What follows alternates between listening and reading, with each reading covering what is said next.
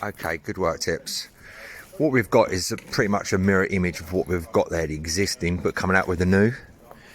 So what we need to do is, we need to make sure the plate's parallel of the existing build.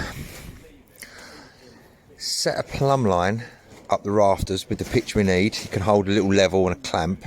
And we just adjust the steel to come in to hold that where it's going to be.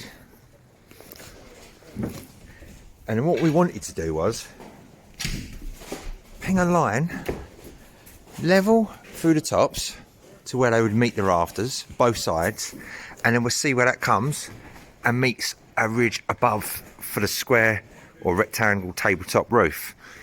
As it happened, it was very parallel, surprisingly, because we need to get the new to be correct and to work with the existing. So what we expected the top was to be a bit out, but actually it worked perfectly to the mill. So what we had is the new build going into the existing with the old rafters in line. We're gonna have these rafters come up, tabletop at the top. Just got to work a way of getting all our ceiling collars across, getting it supported, and that'll work out well.